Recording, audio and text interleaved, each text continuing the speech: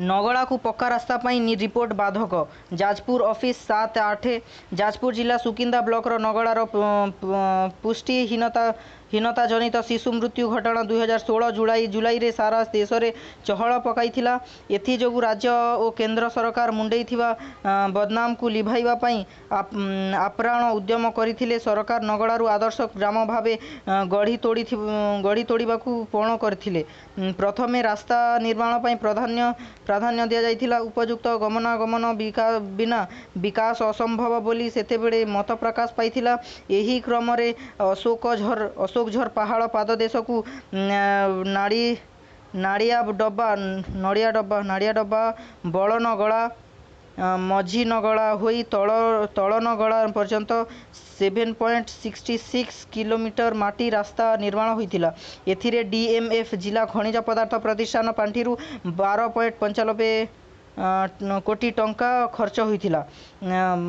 माटी रास्ता जोगु मेंटाल उठी ताहा एबे गमनागमन अनुपयोगी होई पड़िछि। तेणु नगड़ा को एक पक्का रास्ता निर्माण करिया को ई अभियोग जरिया ग्राम्य निर्माण विभाग सर्वोच्च जंत्री निकट में दाबी होइथिला किंतु नगड़ा को पक्का रास्ता होई परिबो नाही बोली विभागर जिला स्तरीय रिपोर्ट रु जणा पड़िछि। कारण रिपोर्ट रे जंगल अंचल एवं 2001 जनगणना अनुजाई नगड़ार लोकसंख्या को द्वाही देई प्रधानमंत्री ग्राम सड़क योजना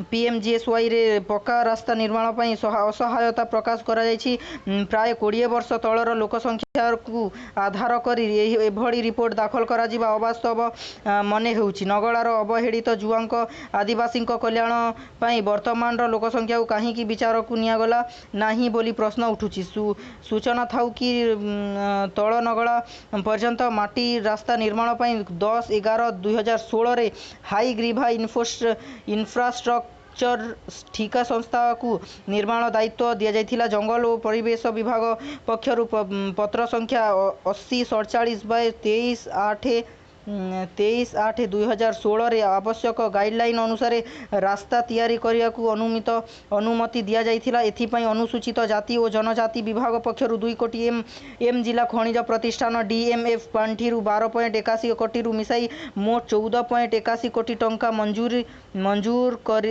होइथिला।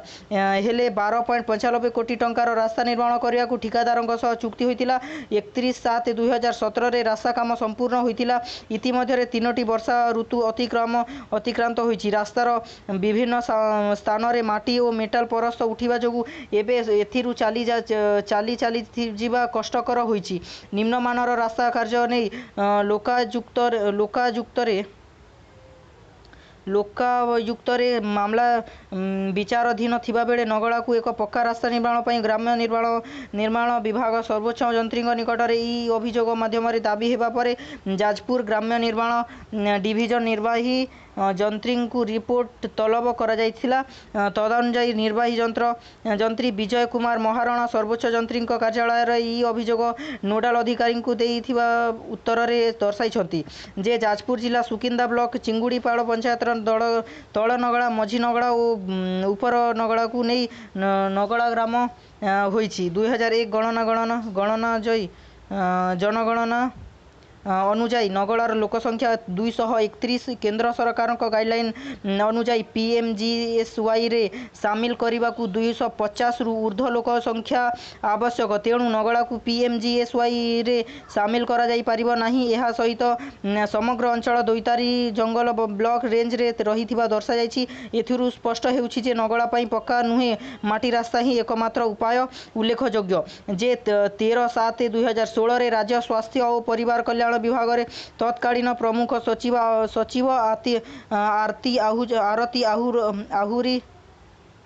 आरती आहूजा नगड़ा गस्त करी राज्य सरकार को रिपोर्ट देथिले। सेथिरे नगड़ार लोकसंख्या 295 रहिथिबा से दर्शाइथिले। सेथि मध्यरु उपर नगड़ा रे 61, मझी नगड़ा रे 62 और तल नगड़ा रे 162 जन बसवास करुथिया दर्शाइथिला। तेणु एही रिपोर्ट को आधार कले नगड़ा को पीएमजीएसवाई रे एक पक्का रास्ता निर्माण संभव होई परिबो। नगड़ा रास्ता।